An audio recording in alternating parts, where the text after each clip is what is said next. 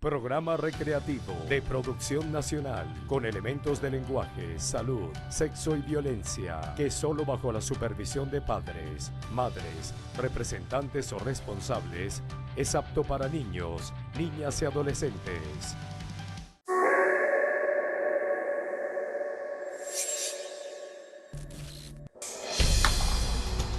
Ellos lograron ser imagen del país a través del deporte. Sus méritos fueron aplaudidos por todos, hasta que diversos sucesos delictivos marcaron sus carreras. Hoy mostraremos 10 casos donde el deporte y distintos hechos punibles se dieron la mano. ¿Qué rasgos se hicieron presentes? ¿Cuál fue el motivo de su actuación? ¿Qué repercusiones tuvo para su fanaticada? En una cuenta regresiva, conozca los rostros que llenaron de gloria al país y luego empañaron sus carreras por tomar el camino incorrecto. Los deportistas son sinónimos de valores y los criminales son sinónimos de antivalores. Son completamente opuestos. No puede haber ningún tipo de punto en común. Un atleta muy apreciado, muy querido. Durante su carrera deportiva fue ejemplar. Bueno, después lamentablemente cuando él se retira, cae en el consumo de alcohol y bueno, las consecuencias son algunas veces estas fatales.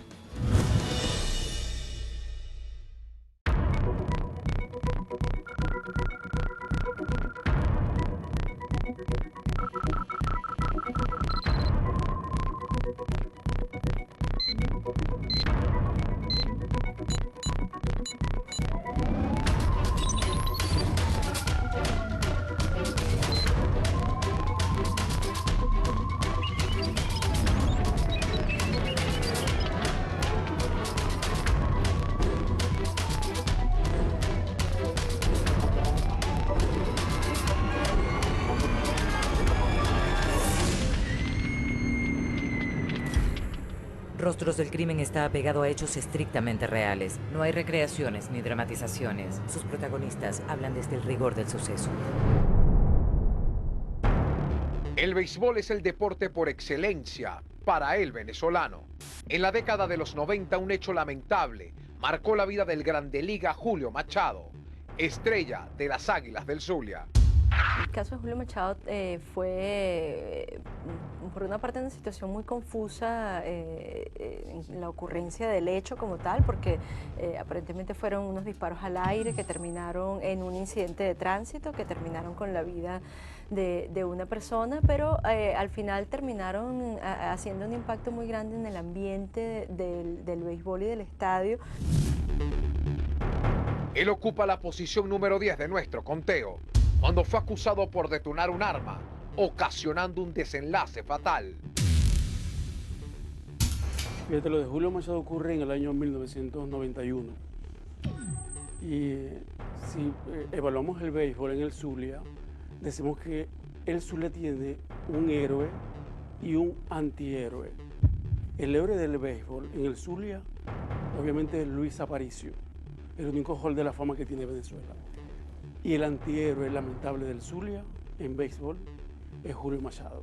Julio Machado era alguien que despertaba ilusión en los aficionados al béisbol. Sobre todo, claro, los aficionados de las Águilas del Zulia. Reunían muchas condiciones, esperábamos de él grandes actuaciones. Justamente, se estaba disputando la serie final de la temporada 91-92 y los protagonistas eran Cardenales de Lara y las Águilas del Zulia. Luego del juego de esa noche que ganó Zulia, un grupo salió a celebrar y en una de las vías de Barquisimeto ocurrió un incidente que nunca estuvo muy claro. El lanzador Julio Machado alegó que él se asustó, temió por la cercanía de un carro, pensó que lo iban a asaltar e hizo un disparo con un arma de fuego. La bala rebotó en el piso y penetró al vehículo que tenía al lado por una de las puertas y causó la muerte de la novia, del acompañante del conductor. Cuando Julio Machado cometió el homicidio, contra una joven de 22 años en Barquisimeto. Precisamente yo vivía en Barquisimeto para esa época y uno esperaba que al día siguiente del encuentro entre Cardenales y Águilas, el gran titular fuese el resultado de ese juego. No. Lo que se leyó en prensa al día siguiente fue el homicidio cometido por un deportista que además era celebrado como Grande Liga. ¿Qué características tenía el pelotero? Tenía 3 características en su personalidad. Era una persona con explosiones de adrenalina, una persona fría y una persona con mucha ira. Ciertamente estas 3 características ayudaban a que fuera un gran pitcher, pero como no las canalizaron bien, no las detectaron a tiempo, estas características entraron en lo que los psiquiatras llaman rasgos de la personalidad disocial y la empuja a cometer ciertos y determinados delitos sin él estar consciente de lo que está haciendo. En este caso, Julio se convirtió en un asesino. Siempre te sorprenden ese tipo de cosas, ¿no? Sin embargo, uno está acostumbrado a ver que hay algunos atletas que cuando logran tener cierto nivel de fama, cuando llegan a ciertos niveles, logran proyección y se convierten en figuras, los aficionados lo rodean, lo halagan, lo llenan de honores. Esa situación no es bien manejada por todos los deportistas. Y en el caso de Julio, bueno, cayó en la tentación de portar un arma de fuego. Nunca disparó contra el vehículo con la intención de lesionar a las personas que iban en el carro de al lado. Sin embargo, bueno, esas cosas que tiene el azar, que tiene la vida, la bala rebotó y le causó la muerte a la joven, y a él le truncó su carrera, que ha podido ser brillante tanto en Venezuela como en el béisbol de Grandes Ligas.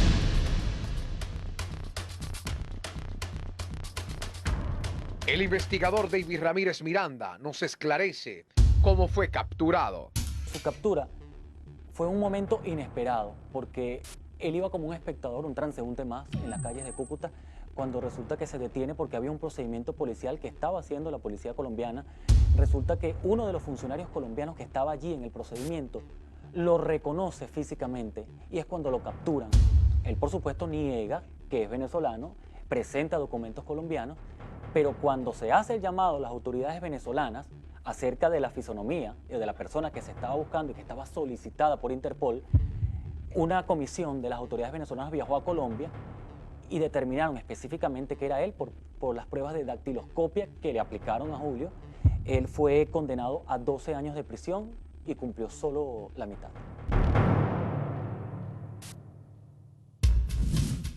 En la posición número 9 tenemos 3 peloteros venezolanos acusados por un escándalo sexual en la República Dominicana. Recientemente los criollos pertenecían a la academia de los Rangers de Texas.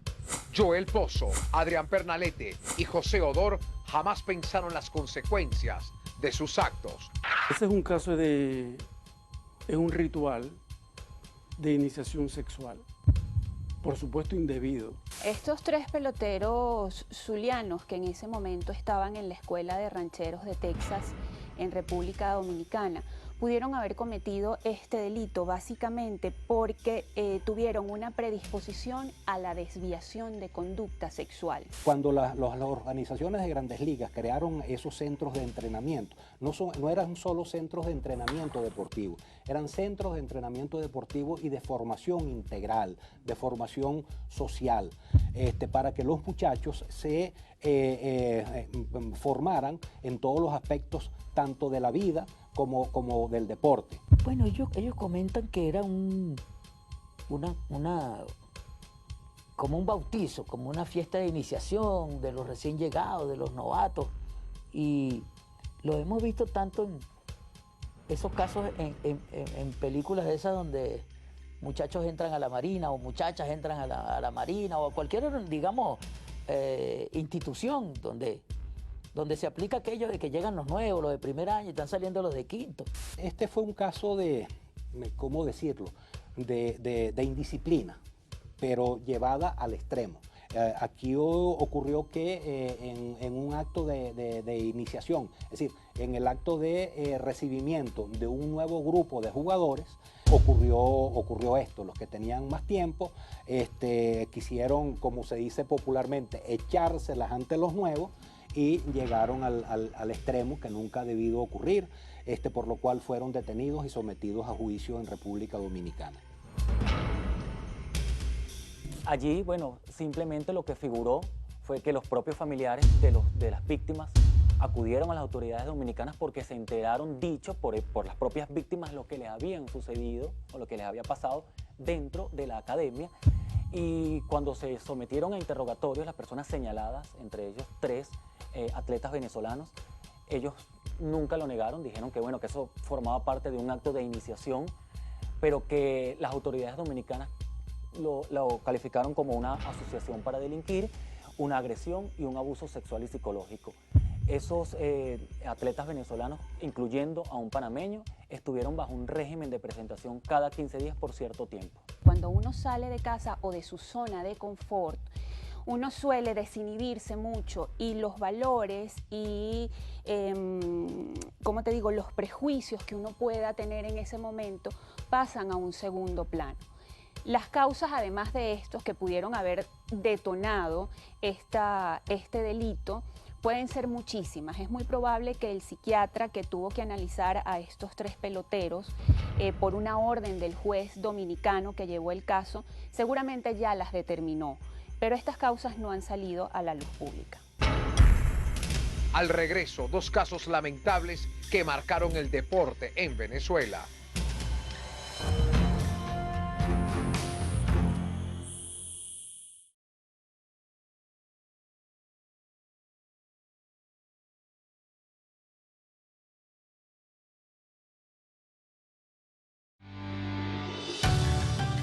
Estás viendo Rostros del Crimen.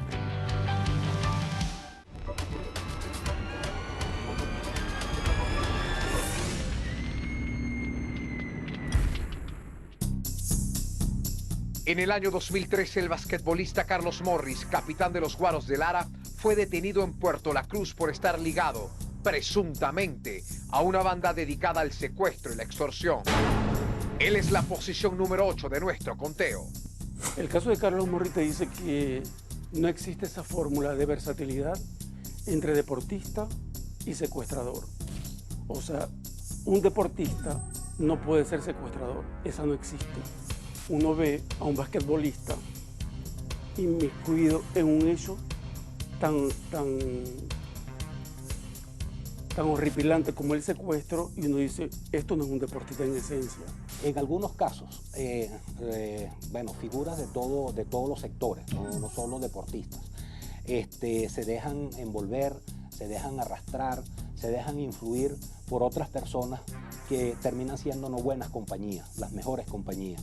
En el caso de Carlos Morris, un jugador de Guaros de Lara, después de tener una brillante actuación deportiva, se involucró con un grupo que se dedicó a estafar a personas. Había tenido una carrera, si se quiere, intachable. Había estado 19 temporadas en el baloncesto profesional, había militado casi con todos los equipos, venía de ser campeón con Marinos, acababa de fichar por Guaros cuando cuando es detenido por esta situación de extorsión en la venta de vehículos. Los llamaban, los contactaban, le ofrecían un carro, le ponían un precio y les decía que tenían que ir a Cumaná a buscarlo, porque se trataba de una marca japonesa cuya ensambladora queda en ese estado.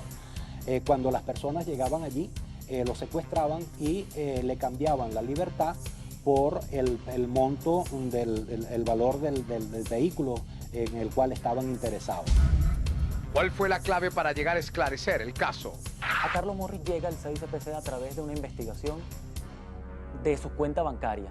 A él se le detiene y él automáticamente primero queda como en 3 y 2. Lo niega, pero después dice que sí formó parte, pero que esa banda eran amigos a quien él ayudó en algún momento. En un incidente en la cárcel, volvemos a lo mismo, las rivalidades, las pandillas, que también las hay en la cárcel, o en la cárcel es donde más se ven. Carlos Morris resultó muerto por una puñalada. Muy lamentable porque, bueno, Carlos fue un gran jugador. ¿Qué aspectos de desequilibrio resaltan en este deportista? Este basquetbolista pudo iniciarse en el mundo delincuencial básicamente por dos razones. La primera pudo haber sido la necesidad de tener picos de adrenalina para poderse conectar con sus emociones. Es posible que sufriera en ese momento de algo que los psiquiatras llaman anestesia emocional. Como también pudo haber sido ciertos rasgos de psicopatía que solamente lograba saciar a través del secuestro. ¿Qué rasgos de psicopatía podrían ser? Mira, el disfrute hacia la vulnerabilidad y al sufrimiento del otro. Cuando tú quieres apartarte de un mal comportamiento, tu padre te involucra con el deporte. Se supone que el deporte tiene ese elemento rescatador. En Carlos Morris no funcionó eso.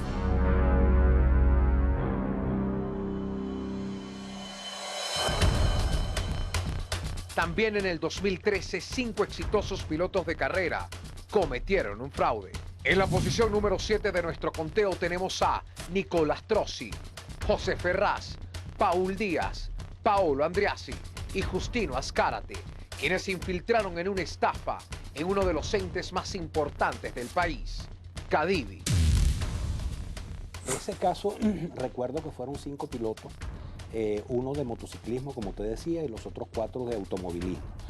Fueron sorprendidos en flagrancia en el momento en que estaban introduciendo los papeles, los documentos en Cadivi para recibir una remesa de dólares preferenciales para su actuación en el exterior. Para que un atleta pida dinero a la Comisión de Administración de Divisas Cadivi, que era lo que se manejaba en un tiempo en el país, lo tenía que hacer de forma personal. Y estos motociclistas tenían una especie de banda organizada con funcionarios del Ministerio del Deporte que lo que hicieron fue falsificar la firma de la ministra del momento, que era Alejandra Benítez, y además una gran cantidad de sellos y documentos del propio Ministerio del Deporte. La periodista especializada en ciclo olímpico, Eumaresa, nos esclarece el caso. En ese caso quedaron tantas interrogantes abiertas porque nunca se terminó de definir ante la opinión pública quiénes habían sido los responsables definitivamente. Hubo mucha confusión de gente que decía que la propia ministra Alejandra Benítez, que fue quien develó todo este esquema, había estado involucrada, bueno, cosa que no fue así. Ella denunció el esquema cuando se dio cuenta de que su firma estaba siendo falsificada en carpetas para certificaciones de conversión de bolívares a dólares para continuar la carrera deportiva de pilotos de distintas categorías, y era una situación que se venía presentando desde la administración del anterior ministro, de Héctor Rodríguez. Incluso él solía usar su red social Twitter para informar sobre la certificación a determinados pilotos. El asunto es que los pilotos utilizaban la figura de la certificación. Ellos no utilizaban ingresos o recursos del Ministerio del Deporte, usaban recursos propios, pero utilizaban la figura de la certificación, del aval, para poder obtener dólares preferenciales. ¿Cuál fue la acción policial para detener a estos deportistas? Resulta que dentro del ministerio se percataron que habían movimientos donde estaban solicitando muchas divisas. Claro, era legal que el propio atleta entregara sus carpetas directamente en Cadivi para solicitar las divisas que iba a utilizar en competencias internacionales, pero se estaba haciendo recurrente. Cuando eso empieza a llamar la atención a las autoridades del ministerio, empieza a generarse una investigación, y es cuando determinan que la ministra no estaba autorizando esa solicitud de divisas. Entonces, automáticamente se hace la denuncia y comienza una investigación con el CICPC. A estos atletas los capturaron, y el propio ministro de Interior y Justicia, que era Miguel Rodríguez Torres, él lo anunció al país porque se trataba de un desfalco al Estado venezolano, porque ni siquiera eran $100.000, era muchísimo dinero que ellos utilizaban para vender en el mercado legal. Para que las mafias logren infiltrarse en estas instituciones del Estado, necesitan de muchos eslabones. Y estos eslabones no son más que personas, mira, que son altamente manipulables que pueden tener una carencia económica muy pronunciada o que simplemente son unos ambiciosos empedernidos.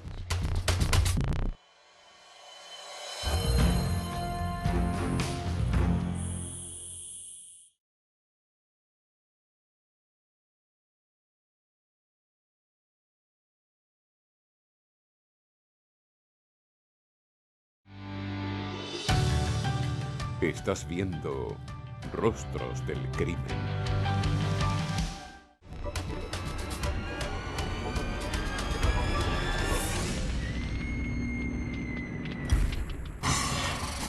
El 29 de abril del 2015, el jugador de baloncesto de los Guayqueríes de Margarita, José Daniel Zurdo, fue detenido junto a 2 mujeres por cometer un robo en contra de funcionarios en el estado Aragua. Él es la posición número 6 de nuestro conteo, un caso donde la proyección del deportista es opacada por el descontrol. José Daniel Zurdo Padrón me recuerda mucho a ese binomio a veces divorciado entre deportistas y policías. Yo recuerdo que es frecuente ver cuando un deportista se niega a una requisa policial en las vías públicas. Y la pregunta frecuente y famosa es del deportista al policía: ¿tú no sabes quién soy yo? Porque el deportista cree que tiene como un salvoconducto del reconocimiento y puede ir por la vida como le dé la gana, porque es un deportista de alta valía. Él estaba con unos compañeros en la discoteca. En la mesa de al lado había unas personas, un señor, un hombre acompañado de unas damas, y en algún momento esa persona se paró, fue a su carro supuestamente a recoger su teléfono celular, y en ese momento estas personas se acercaron, establecieron un tipo de relación que lo señalaron, llegaron a denunciarlo como secuestro. Se armó la discusión y después de la discusión hubo unos tiros. Uno de sus compañeros resultó herido y por supuesto se va el deportista con su compañero herido, deciden llevarlo a un hospital. La comisión de la policía de Aragua, que estaba de servicio en el hospital, cuando vio el vehículo, enseguida tratan de acercarse y ven que lanzan a una persona herida y se van. Comienza una persecución, allá es cuando capturan al deportista. Nunca lo negó, fueron condenados a 5 años de prisión él y su compañero, simplemente por haberse robado un teléfono celular. María Isoliet Iglesias nos aclara cuáles fueron los motivos del delito. Esta persona pudo haber cometido el delito de asaltar a este funcionario de la policía de Aragua también por 2 razones. La primera, para experimentar emociones fuertes. Quizás es una persona pues aburrida con su cotidianidad y quiso experimentar algo distinto y lo hizo pues cometiendo este delito. Y la otra es que es muy posible que esta persona haya seguido el ejemplo del líder negativo del barrio donde se crió. Por supuesto, para seguir estos ejemplos tienes que tener pues ciertos rasgos en tu personalidad que no corresponden a la normalidad.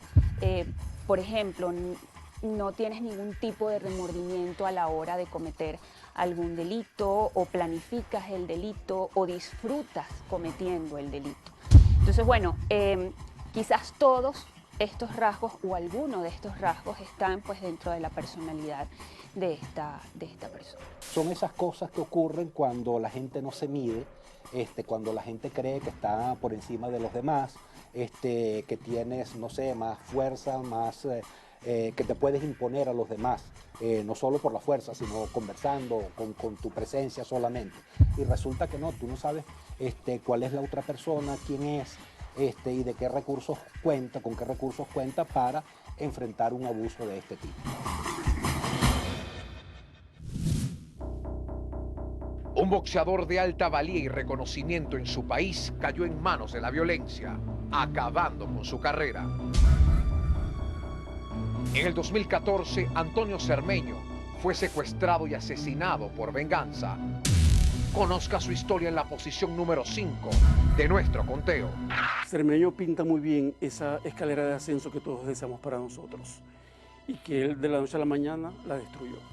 Y la destruyó porque tenía antecedentes no conocidos de estafa y de otros delitos. Estuvo involucrado en una balacera, en un tiroteo, en una discoteca.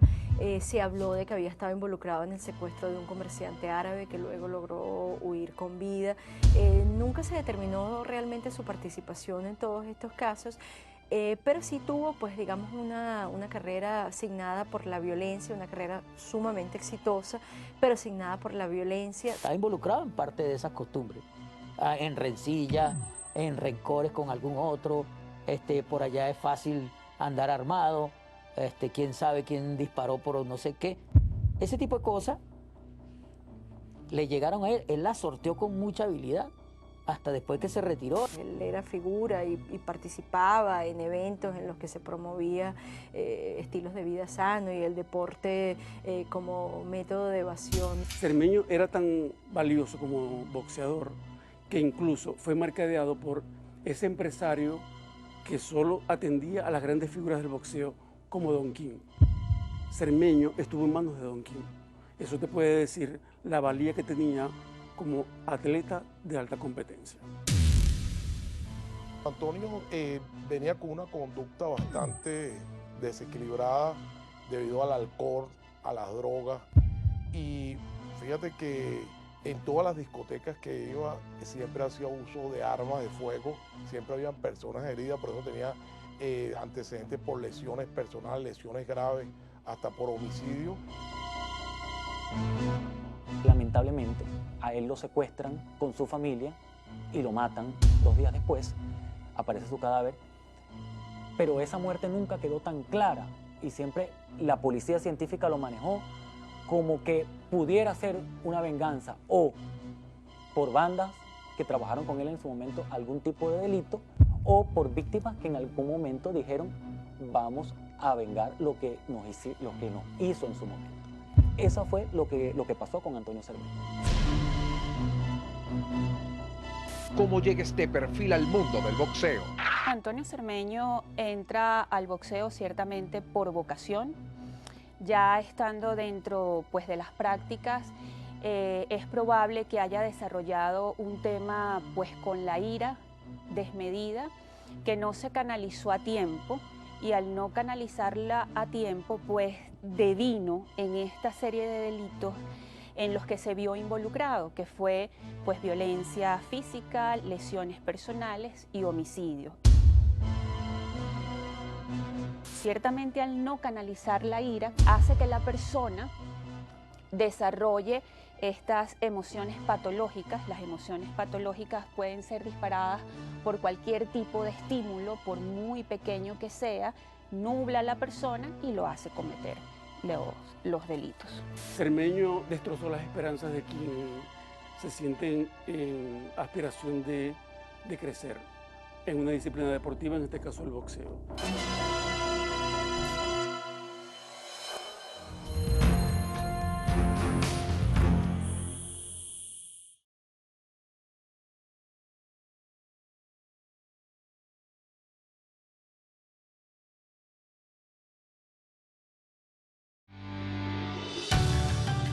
Estás viendo Rostros del Crimen.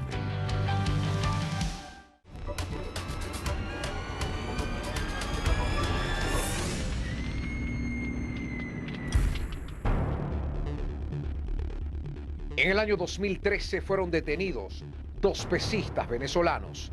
Israel Rubio y Leonel Albarrán utilizaron su poder deportivo para traficar con estupefacientes. Ellos ocupan la posición número 4 de nuestro conteo. Israel Rubio era un héroe en 2004 cuando él ganó la medalla de bronce de los Juegos Olímpicos de Atenas. Era la primera medalla oficial que ganaba Venezuela en unos Juegos Olímpicos en 20 años, desde 1984.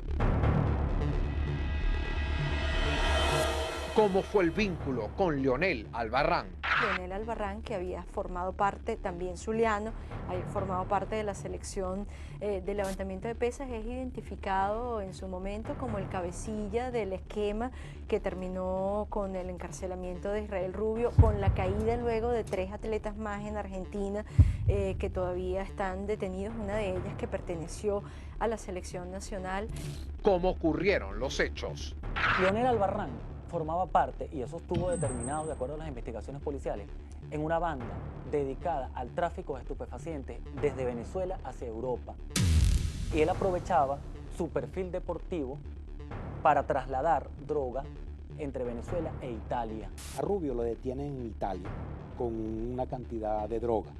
En principio lo niega, trata de salirse de la acusación, del señalamiento, pero luego, después de varios meses detenido, en una visita que le hicieron funcionarios del consulado venezolano en Italia, sí, él reconoce que había transportado la droga e involucra a otras personas, una de ellas Albarrán, a quien lo detienen aquí en Caracas. Tiempo después fueron pasados a juicio y los dejaron en libertad. Actualmente, ¿dónde se encuentran estos deportistas? Israel Rubio volvió a la selección nacional, descontó su pena en Italia, regresó a Venezuela, volvió a ganarse un cupo, no como principal, pero sí como suplente dentro de la selección nacional. Él decía que él había terminado siendo como una especie de chivo expiatorio de toda esta situación. ¿Cómo un disciplinado pesista puede verse involucrado en el tráfico de drogas? Mira, los deportistas son una presa muy sabrosa para la delincuencia organizada. Y lo son porque los deportistas son todo lo contrario a lo que tiene que ser un delincuente. Los deportistas suelen venir de sectores populares muy deprimidos, entonces necesitan dinero fácil y rápido, porque a veces el deporte no les permite este dinero tan fácilmente. Entonces, bueno, aceptan cometer estos delitos. Obviamente, para cometerlos, ciertamente tienes que tener allí una desviación en tu personalidad. Cuando un deportista de alta competencia se involucra en droga, eso no es compatible tampoco. Porque además que el deportista es visto como ejemplo. Aquí funcionaron ellos como el antiejemplo.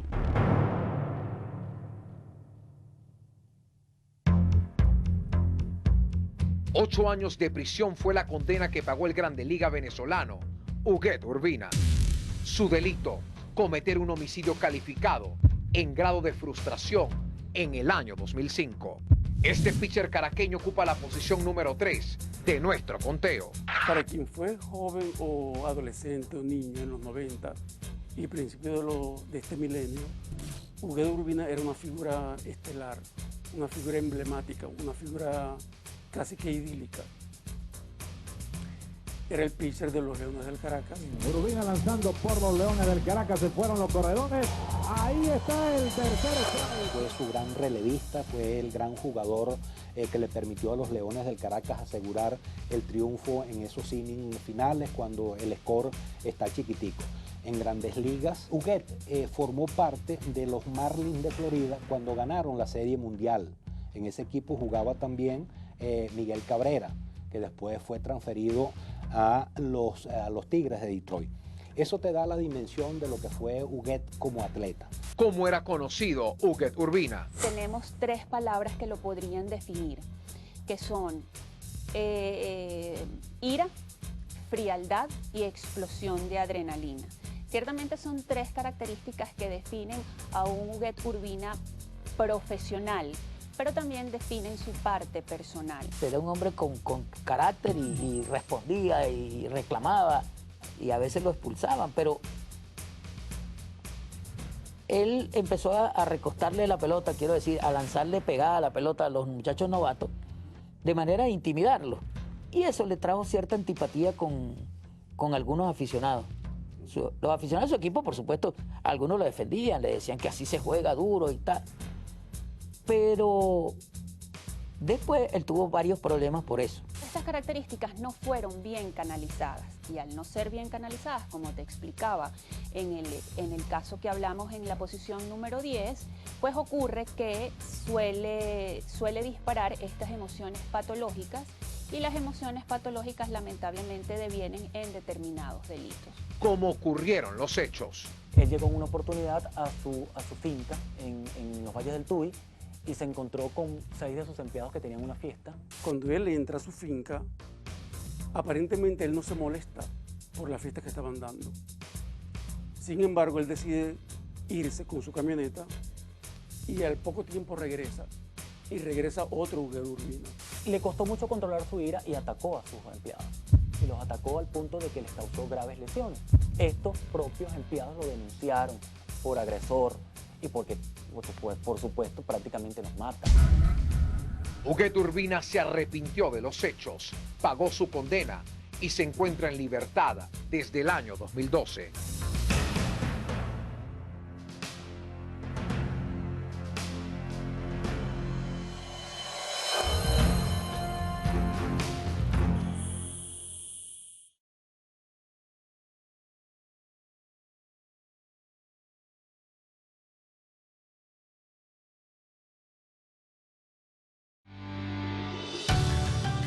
Estás viendo Rostros del Crimen.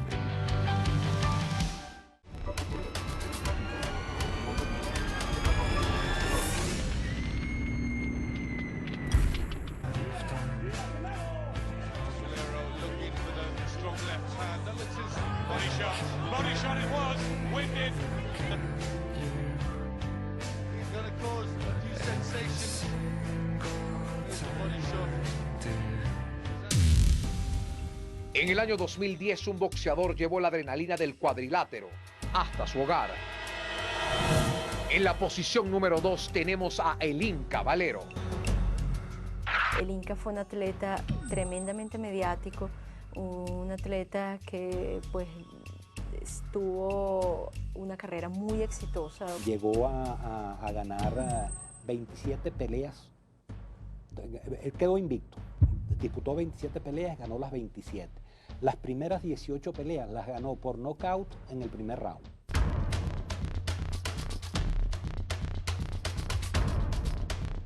Eso te da la magnitud de la clase de boxeador. El caso del Inca Valero es probablemente uno de los más lamentables que se ha dado en el deporte nacional, porque hubo, digamos, muchas maneras o muchas campanadas de advertencia de lo que podía venir en su carrera. Su trayectoria se vio de alguna manera influida por algunas posiciones públicas que él tomó.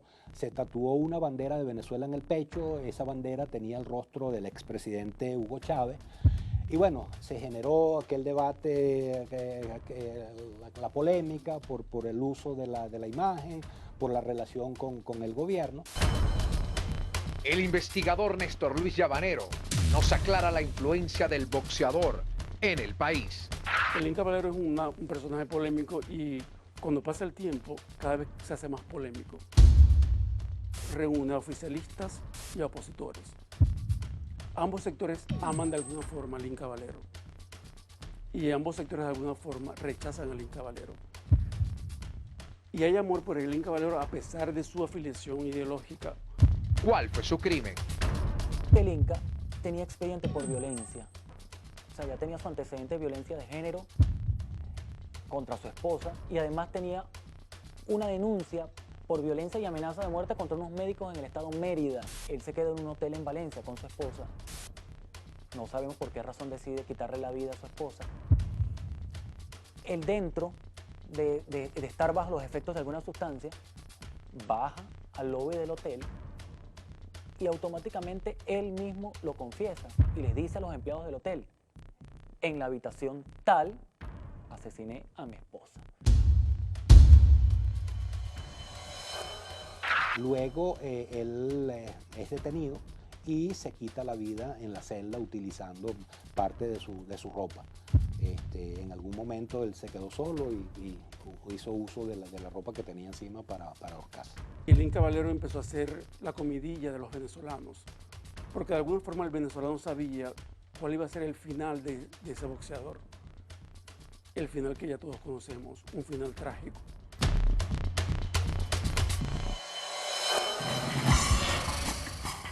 Finalmente en la posición número 1, la gloria alcanzada por el presidente de la Federación Venezolana de Fútbol, Rafael Esquivel, fue destruida por actos de corrupción vinculados a la Federación Internacional de Fútbol, la FIFA.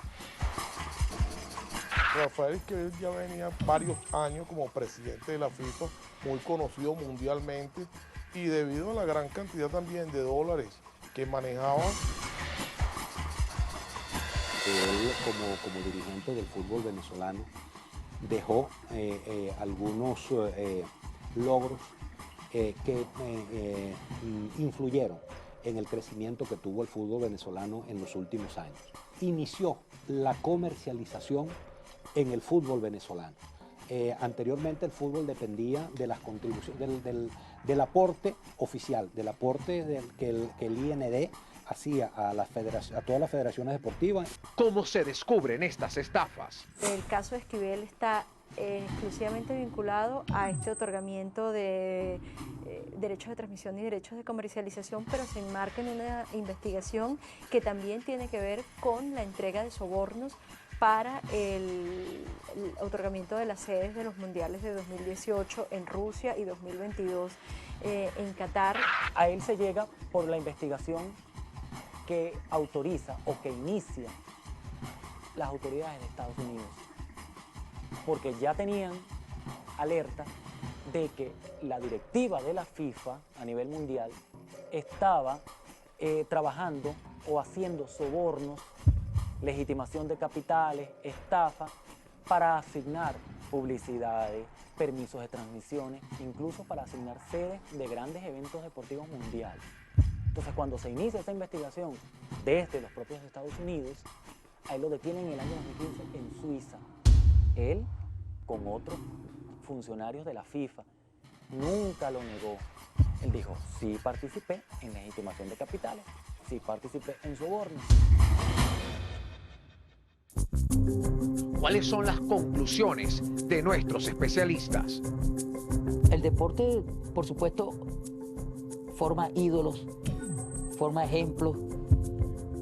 Lo que le pasa a un deportista le puede pasar a cualquier otra persona, a cualquiera sea su oficio, su profesión. No necesariamente el deporte ocasiona eso. El deporte es para disfrutar, para generar salud, generar recreación y generar bondades en las personas. Entre un criminal y un deportista no hay absolutamente ninguna característica en común, son completamente antagónicos. Realmente estos 10 casos que acabamos de tratar hoy son la excepción de la regla, porque la regla es que los deportistas estén ceñidos a los valores, a la ética, a la rectitud. Por eso es que llegan a donde llegan.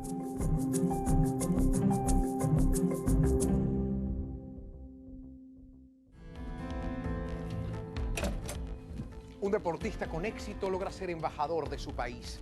A través de la constancia, el esfuerzo y la disciplina se convierte en un ejemplo para sus comunidades y su fanaticada. Es lamentable que muchos de ellos, después de obtener el éxito en sus manos, tomen el camino incorrecto. La violencia no salva, el deporte sí. Hashtag RostrosDLC para conocer sus comentarios en redes sociales. Nuestras cuentas en Instagram y Twitter es @RostrosDLC. Mi cuenta personal en Twitter es @LuisOlavarrieta y en Instagram OlavarrietaLuis. La cuenta de nuestro canal en todas sus plataformas digitales es @Tele20TV. Si quieres conocer detalles de este programa y otras noticias de interés, los invitamos a cliquear www.caraotadigital.net. Seguimos la próxima semana, Venezuela, cuando nuevamente nos sentemos frente a frente con los rostros del crimen. paisajes hermosos donde se sustenta el crimen. Hermanos se atacan entre sí con proyectiles. Tensión en la situación, se sobrevive dando mucho más de lo poco que recibes. Mueren jóvenes, su madre llora. Plegarias no callan el cantar de la salud. Las generaciones se pierden con el paso de las horas. Y ahora, unos son presas y otros devoran. Calles de sorpresas como la caja de Pandora, donde mantengo la esperanza a pesar del diluvio, y la superación y el estudio como refugio. Sigo caminando en estos suelos sin que me detenga el miedo. Mis palabras son reflejos, entiendo lo que siente el pueblo porque soy parte de ello. No importa color ni pensamiento, es el mismo espejo. Voceros de los que quedan, también de aquellos que partieron. Unidad es lo que quiero, espero.